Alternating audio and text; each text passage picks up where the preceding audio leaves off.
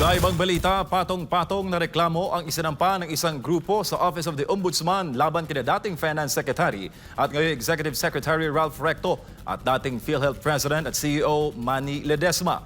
Alamin ang reklamo at dahilan sa report ni Sheena Torno.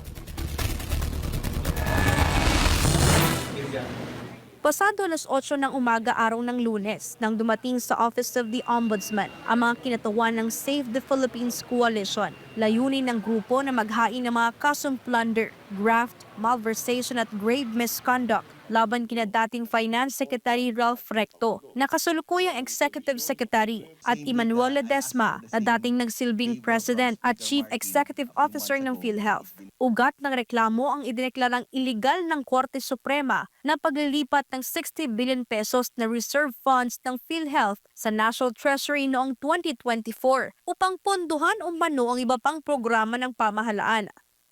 Yung desisyon kasi ng Korte Suprema, it became the premise of our case. Kasi yung desisyon ng Korte Suprema is just the constitutionality of the transfer. Ang plunder component dyan, by virtue of his position, si DOF Secretary Recto. Kasi siya yung nag-implement. Git ng mga complainant, si Recto ang pangunahing itinuturing nilang main plunderer sa reklamo dahil sa umano ang nagpatupad ng Department of Finance Circular na nag-uutos sa mga government-owned and controlled corporations o GOCC na ilipat ang pondo. Dagdag pa ng grupo, malinaw sa batas na ang pondo ng PhilHealth ay dapat gamitin lamang sa pagpapabuti ng serbisyong pangkalusugan o sa pagpapababa ng kontribusyon ng mga miyembro nito at hindi para pondohan ng ibang gastusin ng gobyerno. Kaya sabi niya, inutusan daw siya ng legislators, no? Kaya nag-implement siya ngayon ng circular.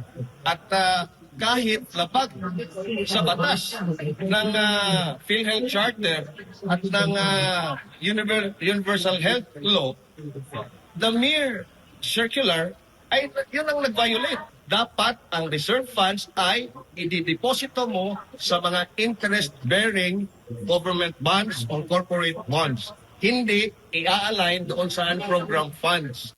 Batay sa record, umabot sa halos 90 billion pesos ang reserve funds ng PhilHealth, kung saan 60 billion pesos ang tuluyang nailipat sa National Treasury, habang napigilan naman ang paglilipat na natitirang 29.9 billion pesos. Ngayong Desyembre ng taon, ipinag-utos na rin ng Korte Suprema na ibalik sa PhilHealth ang 60 billion pesos na pondo sa pamamagitan ng 2026 national budget. Samantala, iginagalang naman umano ni Executive Secretary Recto ang inihaing reklamo laban sa kanya ng grupo kaugnay ng isyong ito. Tiniyak niyang handaan niya siyang makipagtulungan sa Ombudsman sa gagawing investigasyon.